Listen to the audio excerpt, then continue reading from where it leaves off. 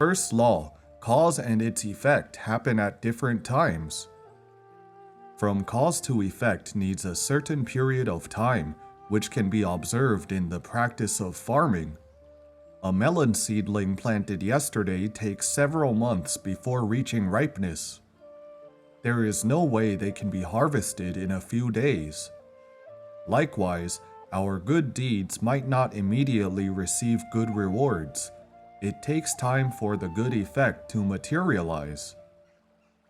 If we do a good deed now and immediately receive a good reward, it is not the result of this good deed, but of a good karma we had created in the past, which, helped by our current good karma, matures into a good effect. The good karma we created in the past is the cause, the good karma we commit in the present is the assisting condition, and the current reward is the effect of our past good karma. Conversely, if we presently do good deeds, and not only we don't receive good rewards but get bad retribution instead, it does not mean that our good deeds will not have good results, but that our past bad karma has now matured and appeared first.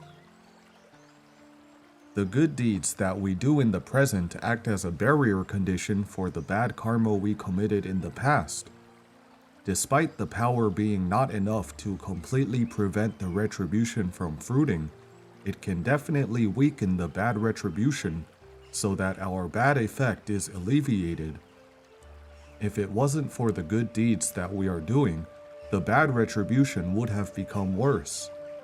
This is the intricate relationship between cause, condition, and effect. An astonishing modern case reflecting the first law. Let's share a most recent story to reflect this first law.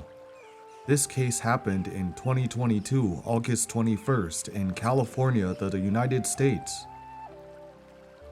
On an ordinary weekend in Oakland near Little Saigon in the California Bay Area, a life came to an abrupt end in just 6 seconds.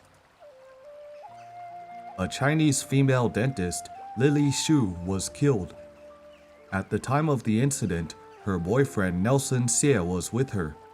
Originally, the public believed that this was a homicide caused by robbery or may involve racial discrimination and hatred. But the detective thought that this was not a robbery case, there was something hidden behind it.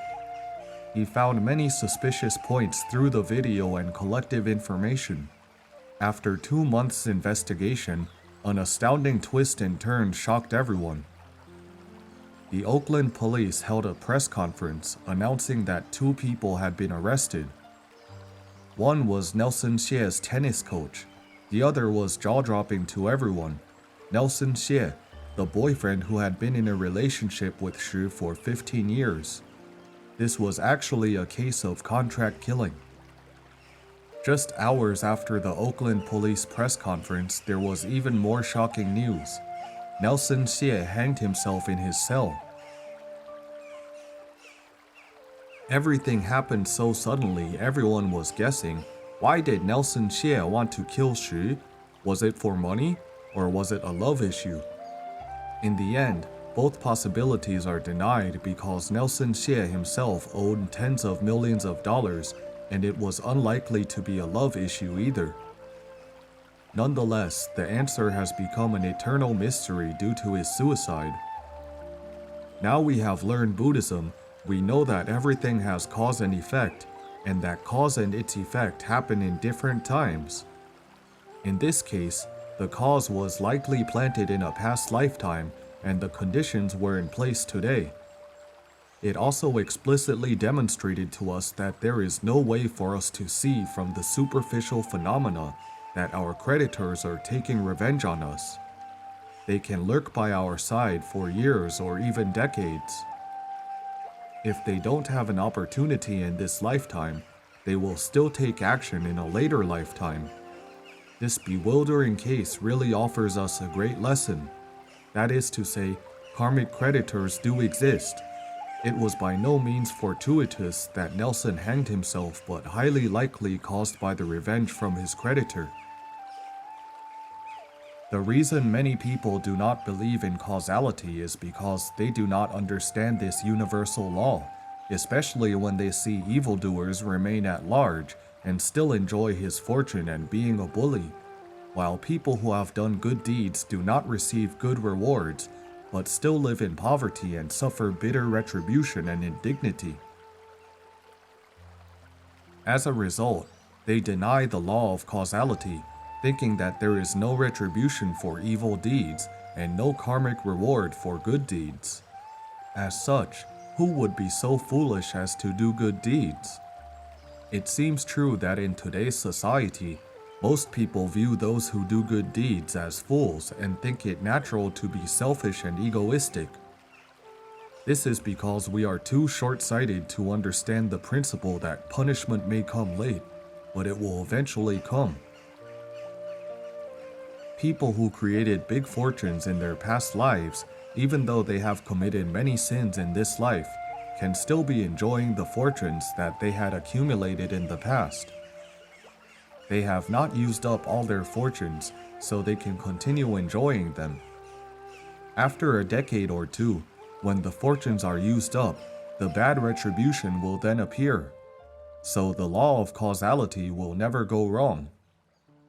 When we perceive that life is unpredictable and short, and that we do have infinite creditors due to having created boundless karma in the past lifetimes, it can help us realize the reason why we should learn Buddhism and recite Amitabha now. We should pray for all the sentient beings who have been eaten, killed, and hurt by us, hoping that they will let go of their hatred, because you kill me and I kill you. I eat you half-pound now and would have to return 8 ounces next life. This cycle would be endless. As Buddhist patriarchs exhort us, we should eliminate our past karmic sins in accordance with conditions and never create new enmity again. Please stay tuned for the second law of causality. See you soon.